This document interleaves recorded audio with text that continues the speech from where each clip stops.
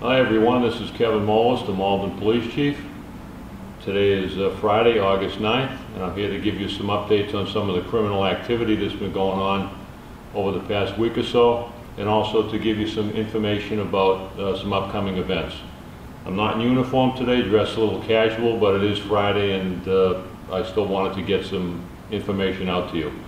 I want to start off by telling you about a great piece of police work that happened on July 31st.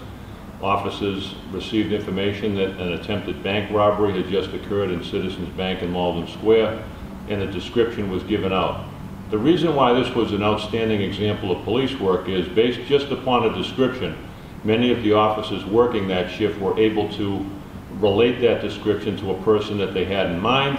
So right away we were focusing on someone, and we followed up with some video which confirmed our suspicions, and an arrest was made for an individual shortly after the crime had occurred for the crime of attempted bank robbery. So that was a great piece of work. I want to particularly mention Officer Joe Keefe, Sergeant Barthamus, Allison Charpentier, and Officer Noel Bowie-Pierce. Very serious incident happened on August 1st in the evening around 6 p.m. In the area of Lawrence Street at Revere Street. Officers responded to a call of shots fired. Upon arrival, they were able to locate shell casings which confirmed that shots had been fired. Now this was another good example of a combination of good citizens and good police officers. Citizens in the area provided some video, information, and some descriptions. Based upon the vehicle description, officers, because of their familiarity with what's going on, were able to conclude that a vehicle that they were aware of might have been involved. As a result of some follow-up investigation, the suspect vehicle was located at an apartment in Revere. 3 people were identified by the police at that location, and a pat frisk occurred, and a loaded firearm was taken off one of the people, a 15-year-old male.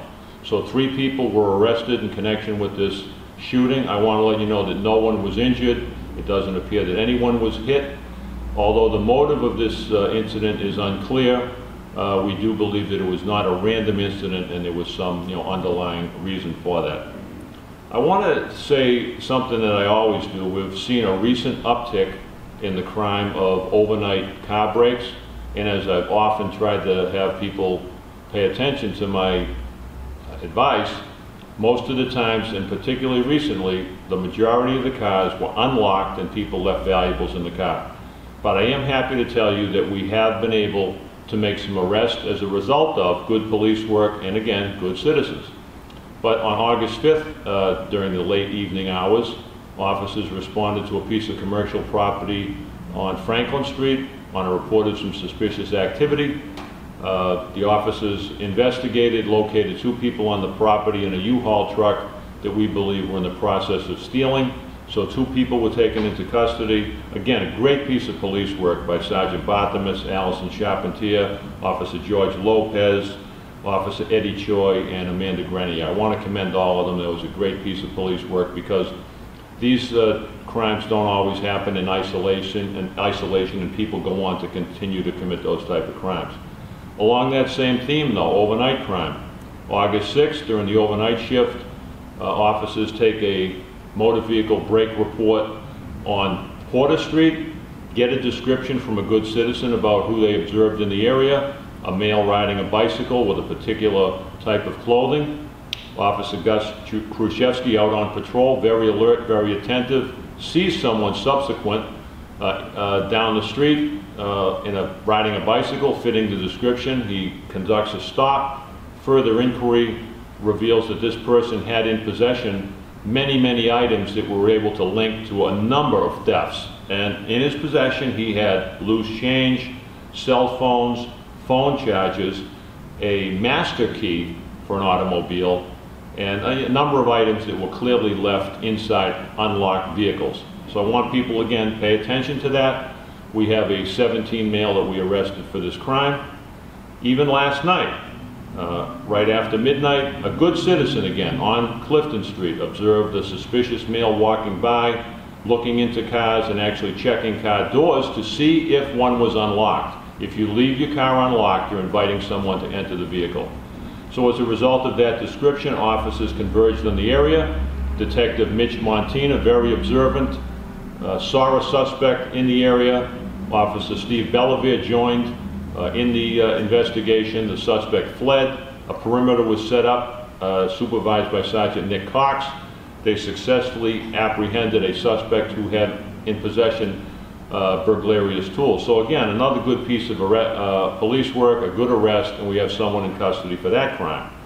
So again, there has been a pattern throughout the city, all over the city, late at night, people breaking into cars, and again, the majority of these vehicles are unlocked with valuables inside. So I really emphasize to you, if you can do that, you can severely reduce your vulnerability to being a victim of crime, and you can also help us reduce crime and make the city even more safe than it is.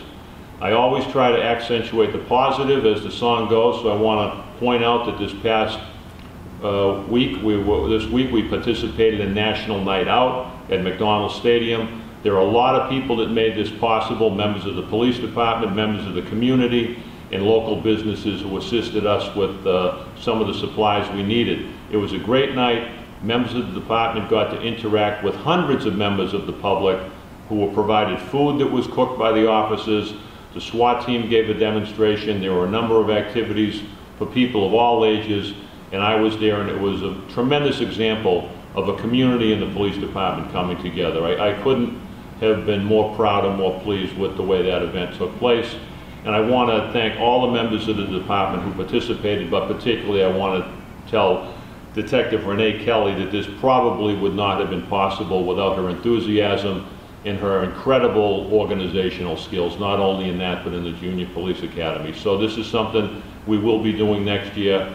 I want to thank all the members of the public who attended this thing, because if it was good for you, it was great for us. Again, great opportunity and a great use of city resources.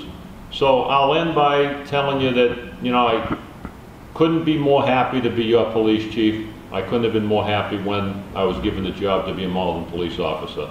And this weekend is kind of an example of that. I'm the chief of probably the greatest city in America, in my opinion.